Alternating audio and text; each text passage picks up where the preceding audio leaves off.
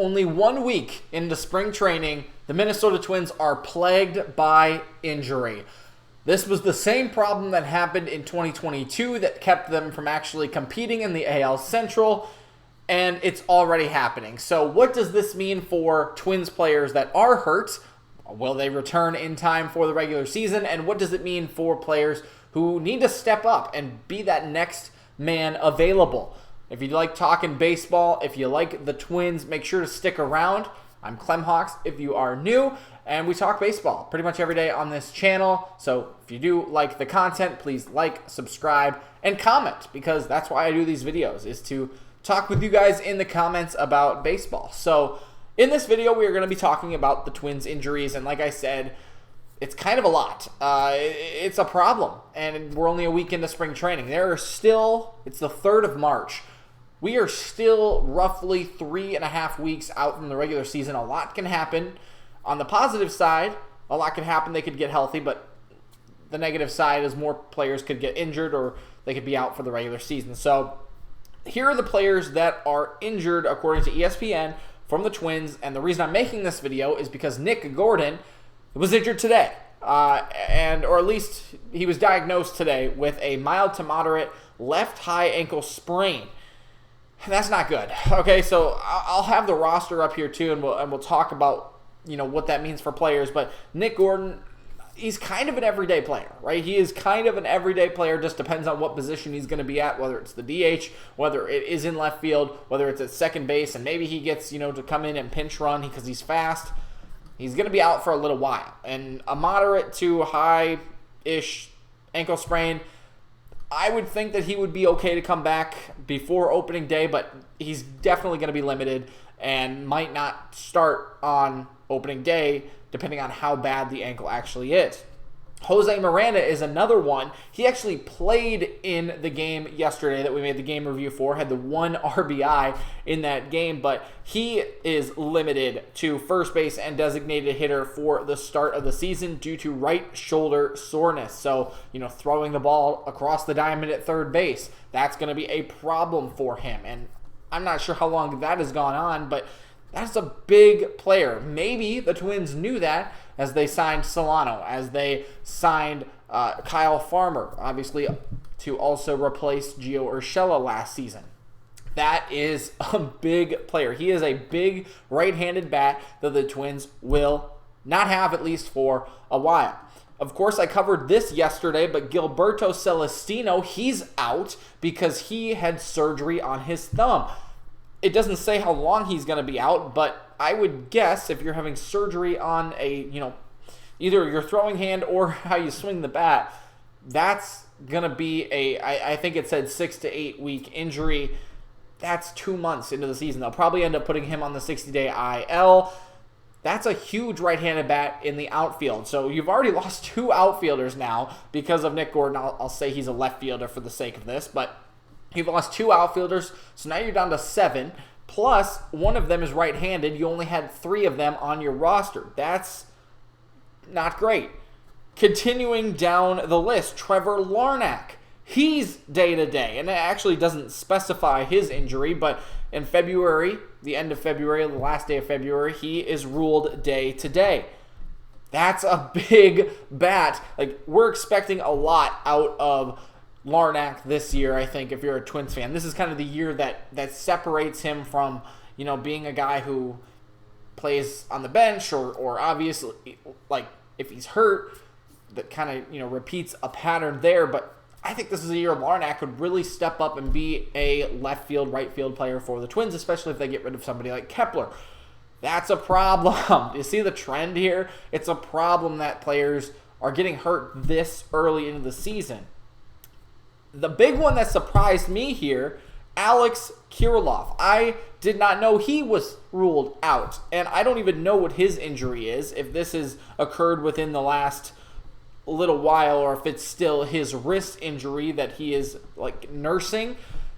It says he is out on ESPN, but you go to his reports, he's active. I'll be straight up, I don't know exactly how much he has played, if he's played at all in spring training. I think I maybe said his name once or twice in the recap, but that's not great either. He not only is he's listed as a left fielder. So if you are looking at that, Kirilloff, Larnack, Celestino, and Nick Gordon, all 4 of those guys, if they cannot go opening day, that would be, of the 9 players the Twins have in the outfield, only 5 of them would be able to be starters. That's crazy. And of course, we thought Kirilloff could play first base. Obviously, they have Gallo. Both of them can play the outfield. You're going to have Gallo step into that first base role, which he hasn't really done on a mass seasonal, situation. That's going to be interesting, right? All of these have ramifications, of course, to how the season will be played out, and the Twins will get through it. They obviously went out and got players like Michael A. Taylor, like Solano, like Farmer to fill some gaps in, especially with injuries, but that's some big names. Kirilloff, again, similar to Larnack. If he can stay healthy with his wrist injury, he's a guy who I think is the future of the Twins. Same with Royce Lewis, who we'll say in 1 second. But if these guys are continuously plagued by the injury, it's just like you can't escape the hole, right? You can't escape what happened last year in 2022 when they were so close, but they could never do anything. They could never actually put together a winning streak, actually compete on a day-to-day basis, because every single day, if it wasn't Buxton, it was Kirilloff. If it wasn't Royce Lewis, it was somebody else, right? They all were getting hurt consistently. And of course, the last 2 guys on this list that I want to mention are Royce Lewis, who was on the 60-day IL now due to his injury with his ACL, and you have Chris Paddock, who was with Tommy John. He won't be back for a long time. Royce Lewis, I thought maybe there was some hope that he could be back within the month or so, but those 2 guys will be out for the full 60 days to start the season. So that'll be tough, because now you're really relying on Carlos Correa to carry a lot. You pay him $200-something million. Like, he should be your everyday starting shortstop, but you're relying a lot on him. And now with Miranda not being able to go at first base, or only being able to go at first base, not being able to go at third base, now you have to play Solano, right?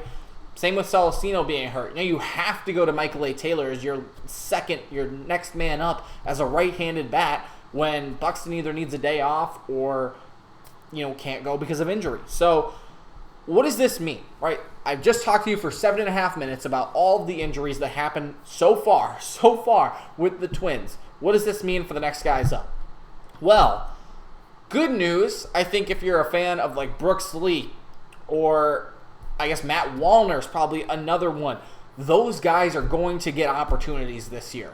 And whether it's, at the end of the year, September call-ups kind of thing, or it's just you continuously have injuries and you need to kind of push these guys up, they're going to get opportunity, which is exciting because the Twins have a good team around them, especially they have upped the pitching. Hopefully pitchers can stay healthy. I'm going to blame the pitch clock a lot if injuries happen, but you have guys who definitely need that experience in the minor leagues. Prospects, they need that experience, and you really can't waste a ton of time with these guys saying, oh yeah, we're just in a rebuild year, because you have Byron Buxton, you have Carlos Correa, you need to start winning, you need to try, right? But guys like Matt Wallner and Brooks Lee, they're going to have to step up. They're going to have to be the next guys up, which is really good for, if you're a fan of Twins prospects. But otherwise, on the not so great ideal situation, is you have your potential stars, the future of the franchise, Kirilloff, Royce Lewis. Those guys are out, and they will be out, or at least limited for, 2 months? Yeah, you're still rolling into the season, but every game matters, right?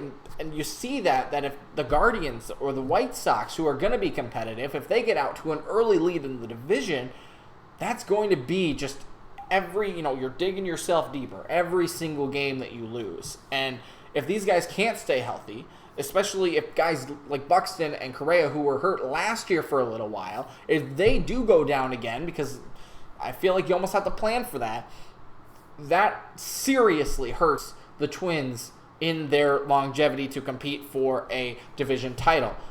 Now, the positive to all of this is, one, it's March 3rd. There's lots of time to heal these guys. 3.5 weeks. They can really take it easy, get a lot of rehab now that they're at the facilities and getting the treatment that they need. they can do that, right? And they don't have to take any more at-bats in spring training. It means nothing.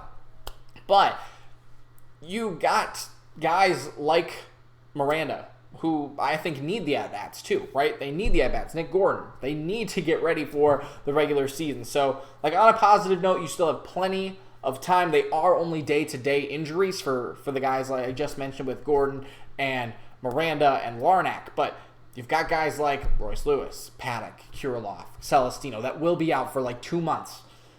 That does put you in a hole, I think, a little bit. So, really the question that I ask to you is, where do you think the Twins stand, right? Where do you think the Twins stand already with their injuries that they have, the 4, 5, 6 guys that I listed off? What does it mean for the prospects that are going to have to take the place of these guys, like Wallner, maybe Brooks Lee at the end of the year? Will they be ready? Will it be enough to keep the Twins in a playoff run? Or is this a rebuilding year, really? I mean, it's way too early to kind of predict that, but you have Buxton and Correa in their prime. Are you just wasting it because these other guys are injured? Did you not build up a solid team enough around them? Yes, you have some better pitchers. Yes, you have some other talent like Kyle Farmer and some of the other guys they brought in, but is it enough? So that's what I got for you guys today. Please answer those comments in the comments, and I hope you guys enjoyed the video. We'll see you tomorrow.